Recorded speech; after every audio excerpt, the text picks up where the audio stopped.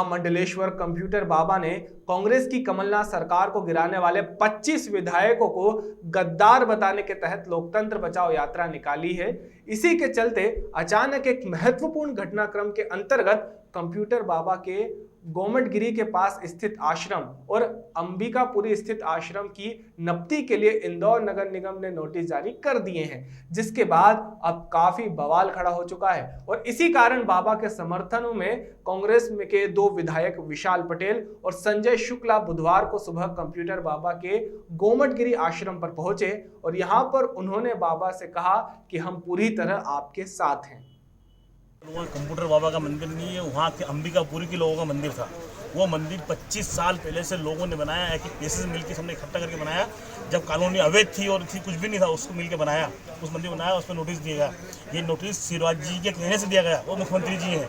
उनको बताना चाहता हूँ कि उनमें 15 साल से सरकार चलाते आए, उनको इतनी भी वो समझ नहीं है कि 15 साल इंदौर शहर राजनीतिक शहर या आर्थिक नीति का राजधानी इंदौर, वो इंदौर से पूरा मतलब प्रदेश चलता है। तो वहाँ पर एक ऐसे कलेक्टर को बनाया जो IAS IPS होने के बावजूद, उनके बच्चे IAS IPS है, उनको नहीं बनाया। एक प्रमोटिव अफसर को कलेक्टर बनाया, उसने 4 महीने में इंदौर का हाहाकार बन के नर्क में पहुँचा दिया। नर्क पहुँचाने के लिए उन्होंने ठेले वालों को बंद कर दिया, उन्होंने व्यापारी को बंद कर दिया, कभी लेफ्ट कभी राइट तो कर रहे हैं। वो इंदौर के बड़े बड़े शोरूम खुलवा दिए, उनने बड़ी बड़ी फैक्ट्रियाँ खुलवा दी, वो सब खुलवा दिए। मैं आज यहाँ आरोप लगाना चाहता हूँ कि ये जो सुपारी वालों से पैसे ले रहे हैं, सिगरेट वालों से पैसे लिए, उनने सबसे लिए, सब जितने भी एसोसिएशन है सब खुल के आ गया। हम तो बोल रहे हैं कि भैया हमने सबको पैसे दिए और उससे वो काम चला रहे हैं। तो आज मैं CM साहब से कहना चाहता हूँ कि आपके पास अफसर नहीं बचे क्या? 15 साल से आप राजनीति कर रहे हैं, प्रदेश के आप मुखिया हैं, हमारे मुखिया हैं, आप भी विधायक हैं, हम भी विधायक हैं, परंतु आप में इतनी सोच होना चाहिए कि इंदौर का कलेक्टर कैसा बनना चाहिए। इस कलेक्टर ने इंदौर को बेच खाया है और इंदौर को बर्बाद कर रहा है। इंदौर के 250 मंदिर है और 1-2 मंदिर नोटिस दिया है, एक मंदिर की एक ईंट भी हिली तो इनकी ईंट से ईंट हिला कर रख देंगे। यहाँ से लेके भोपाल तक आदरणीय कमलनाथ जी हो या इंदौर के संत लोग हों या हिंदू समाज के लोग हो, सब लोग एक साथ विरोध कर रहे हैं और व्यापारी लोग विरोध कर रहे हैं, आम पब्लिक विरोध कर रही है। कंप्यूटर बाबा जो यात्रा निकाल रहे हैं, ये क्या कांग्रेस को फायदा पहुंचाया जा रहा है इस यात्रा के माध्यम से? कंप्यूटर बाबा वाली यात्रा निकाल रहे हैं कि क्योंकि जो 25 लोग थे, लोकतंत्र की उन्होंने हत्या करी है और उन्हें पैसे लेके इस्तीफा दिया है। आज वो पैसे देके इस्तीफा दिया है, आज जो चुनाव हो रहा है उसमें 300 करोड़ रुपए खर्चा आ रहा है। तो ये खर्चा उन लोगों से लेना चाहिए। मैं तो कहना चाहता हूँ उन लोगों को टिकट नहीं देना चाहिए, क्योंकि उन लोगों ने हत्या करी है और जो वहाँ के मतदाता उनको बेच खाया है। एक ने 50-50 करोड़ रुपये लिए, मतलब एक मतदाता का 7-7 हज़ार रुपये के रूप में बेचा है। वो एक जना इनको वोट नहीं देगा। जो भी कांग्रेस से जीते थे 70% वोट जीते थे, 70% लोगों ने वोट दिए, वो एक भी उनको वोट नहीं देंगे। क्यों नहीं वोट देंगे? इसलिए वोट नहीं देंगे कि उनने हमारे वोट को बेचा है और हो सकता है कि आगे सरकार नहीं बने भारतीय जनता पार्टी की तो वो बेच के वापस चुनाव लेंगे और फिर कांग्रेस में मिलेंगे। तो मैं चाहता हूँ इनको मुंह तोड़ जवाब देना चाहिए 25 सीट के ऊपर। और बाबा के आश्रम की नपती का आदेश दिया गया, इसको लेकर आप क्या कदम उठाना चाहेंगे? बाबा के मंदिर ये नहीं है, मंदिर हिंदू समाज का, हिंदू धर्म के लोगों का है, पाटीदार समाज के लोग और हमारे आदरणीय विधायक के समाज के लोगों, इनके समाज के, इनके परिवार के लोगों ने पैसा दिया यहाँ पे, उन्होंने बनाया। और अंबिकापुरी का जो मंदिर है उन आम पब्लिक ने बनाया। एक ईंट भी हिली है, एक इस पे बुलडोजर चला तो हमारे ऊपर गुजर के बुलडोजर चलेगा, एक से एक ईंट हिलने देंगे और कांग्रेस की ईंट हिला देगी।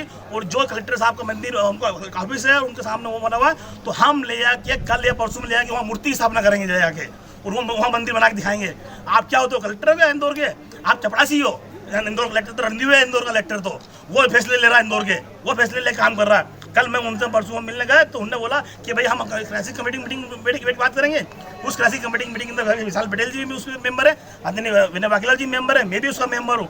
हम लोगों को कल नहीं बुलाया और उनने उन लोगों को बुलाया कि जो कलेक्टर साहब है हमारे रणदीप जी, उनसे उनने हमारे PA कलेक्टर हो गए, उनने जाके उनने बात करी, कल रात को उन्होंने डिसीजन लिया और आज भी देखिए घोषणा रणदीप जी करी। इंदौर के कलेक्टर, हिंदुस्तान में 3 लोग होते हैं, PM देश का राजा होता है, वो प्रदेश का राजा होता है, CM होता है, वो जिले का राजा होता है, DM होता है। इस DM की ये स्थिति को चपरासी बन चुका है इंदौर का और भारतीय जनता पार्टी के लोग गुलामी कर रहा है और काम कर रहा है। ये कहना है कि जनप्रतिनिधियों को कलेक्टर पूछ नहीं रहे और निर्णय अपने मन से ले रहे हैं। आप देखिए विशाल पटेल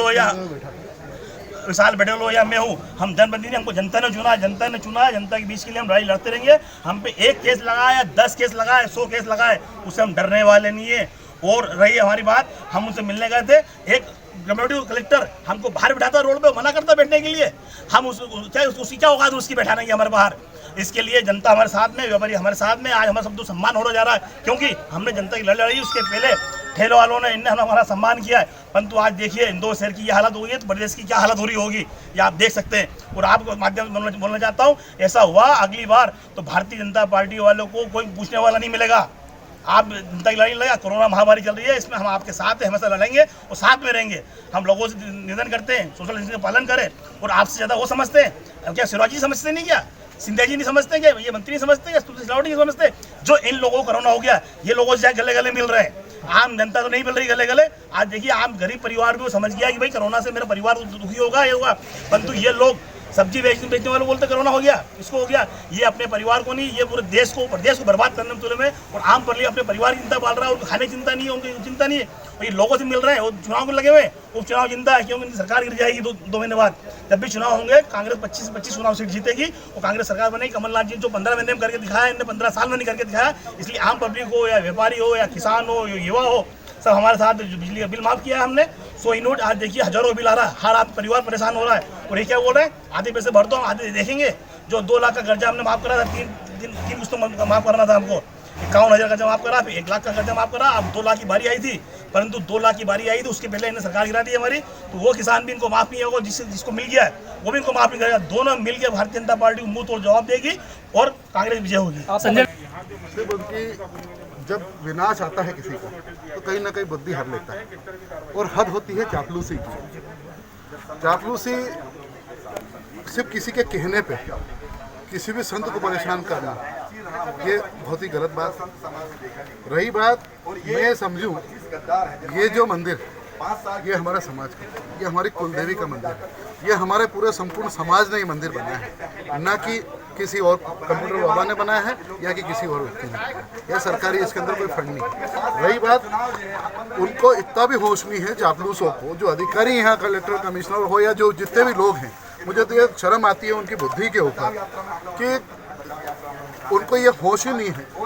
ये नगर निगम सीमा के बाहर है, जो ये जहाँ मंदिर स्थापित है, ये आश्रम स्थापित है, ये ग्राम पंचायत की जमीन है, ना कि नगर निगम की सीमा के ऊपर। जब आपकी सीमा में आता ही नहीं है तो आपको क्या अधिकार, पहली चीज। दूसरी चीज, थोड़ी बहुत भी अगर बुद्धि हो तो मैं ये समझता हूँ कि इन अधिकारियों हों या बीजेपी के नेता हों, जितने भी, मैं उनकी बुद्धि के ऊपर तरसता हूँ कि आप मंदिर अगर तोड़ने जाओगे, अभी तक सिर्फ बात करते थे मंदिर हम बनाएंगे, हिंदुओं की पार्टी, बीजेपी पार्टी, लेकिन क्या ये मंदिर तोड़ने का अधिकार किसने दिया भैया आपको? आपकी सत्ता आ गई, इतना मत अपने आप में, इतना घमंड में चूर होया कि इसी इंदौर जिले के अंदर, इंदौर शहर के अंदर की अगर बात करो तो अकेले 250 मंदिर बने हुए। यदि नगर निगम कोई कार्रवाई करती है तो आपका क्या कदम रहेगा? नगर निगम को पहली चीज तो कोई कार्रवाई करने का अधिकार ही नहीं है, और अगर यहाँ अगर कोई कार्रवाई होती भी है, अगर किसी भी प्रकार की कार्रवाई होती है तो मैं ही नहीं, पूरा संपूर्ण समाज ही नहीं, पूरा संतों का समाज भी,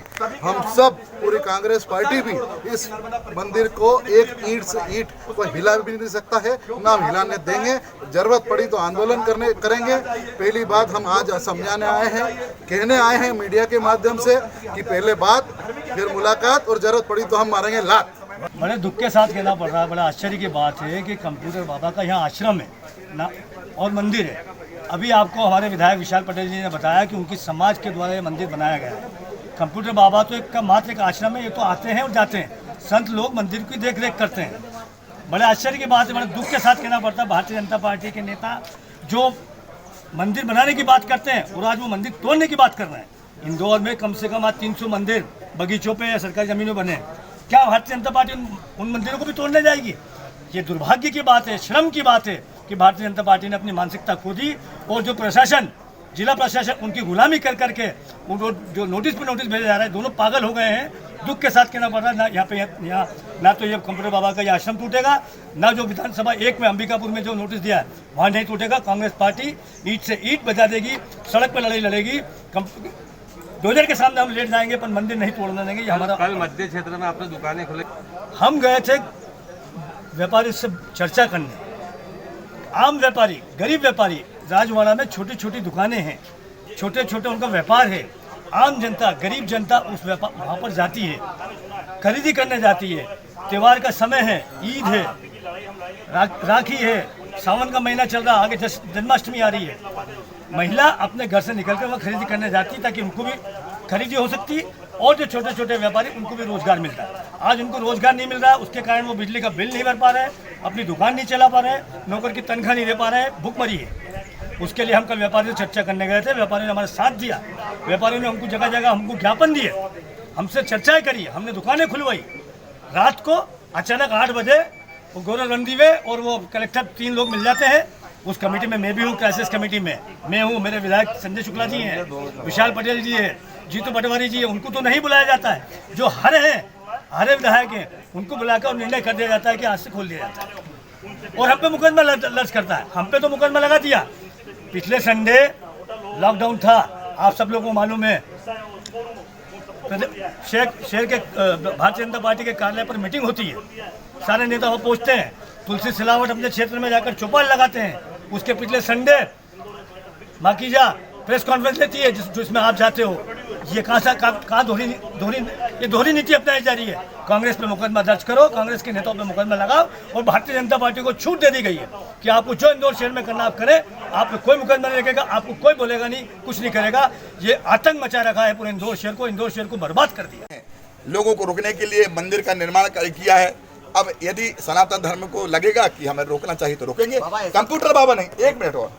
दूसरा, यदि हम लोग को जगह जब रुकने की नहीं होगी तो साधु संत समाज सेम हाउस के सामने वहीं रहेंगे, वहीं खाएंगे, वहीं पिएंगे और उनके सामने अंदर सीएम रहेंगे सेम हाउस पे, शिवराज तो बाहर, हम पूरे सत्य समाज रहेगा। उनको लगता है हमारे सामने रहो तो हम लोग वहीं रहेंगे। हम लोग फक्कड़ हैं, ना कोई आगे है ना कोई पीछे है। बाबा ऐसा तो नहीं कि शिवराज चौहान के खिलाफ आपने जो मोर्चा खोला है उसका षड्यंत्र मनाया जा रहा है? देखिए, हमने उनके खिलाफ नहीं खोला, हमने या हमारे संत समाज ने और जनता भी बोलेगी आने वाले समय में कि लोकतंत्र की हत्या हो रही, उसे बचाना हमारा कर्तव्य है, संविधान की रक्षा करना हमारा कर्तव्य है। आप बताइए, हम तिरंगा झंडा लेके चलते हैं, भगवा का झंडा आप देखिए, आप सब दिखा तो रहे हैं।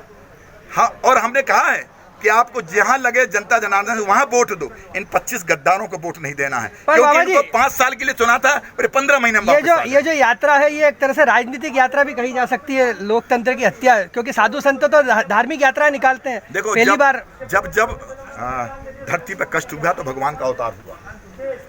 जब ऐसी जरूरत पड़ी है तो साधु संत आगे आए हैं। जब लगा कि मध्य प्रदेश में लोकतंत्र की हत्या होने लगी, आज ये करेंगे कल वो करेंगे, तो हमारे तो यही चलेगा। जनता के ऊपर सारा लोड आएगा। ये खर्च किसके ऊपर आएगा? ये उपचुनाव आएगा तो कैसे आएगा? इसलिए संत समाज इसका विरोध करेगी, चाहे जो भी बलि चढ़ाना पड़े, चाहे संतों के टुकड़े कर दो, चाहे आश्रमों के टुकड़े कर दो, चाहे मंदिर के टुकड़े कर दो, पर संविधान के टुकड़े नहीं होने देंगे। जिस तरह से बीजेपी इस तरह के काम करती है, आपको लगता है आपकी जान को भी खतरा है?